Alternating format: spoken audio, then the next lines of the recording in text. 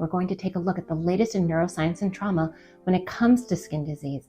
And then we're going to not only tie all of this together in a treatment approach to support your patients, but you'll have the opportunity to experience this approach firsthand during our time together. I'll be talking about how to implement interventions of compassion-focused therapy into therapy of dermatological diseases. We will be discovering the potential effects of adverse childhood events on our neuroimmunobiology and the chronic spontaneous urticaria pathophysiology. I'm a psychodermatologist and professor at Central Michigan University.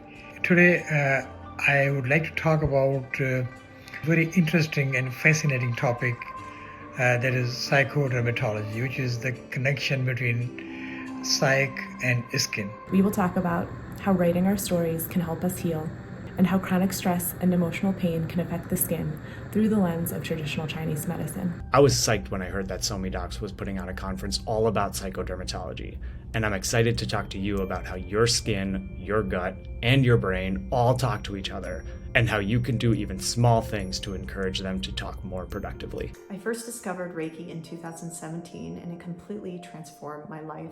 I'll be giving you very useful, easy, practical tips you can apply in your own practice right away. Plus, energy work is just a lot of fun. This presentation looks at clinical hypnosis, meeting the largest organ of the body and where the magic happens. You will learn about how play is not a diversion, but an active process of healing for stress-driven skin conditions and more. I hope you'll join me when I talk about the health benefits of laughter and how you can utilize laughter yoga to reap those benefits in your life. We are going to understand how psychosocial stressors can really impact our coping mechanisms as adults. And through a specific case, I'm going to walk you through methods that are non-pharmacological. This talk will explore how discovering, experiencing, cultivating, embracing, celebrating, and sharing joy can lead to improved quality of life, connection, empowerment, and advocacy for yourself and others.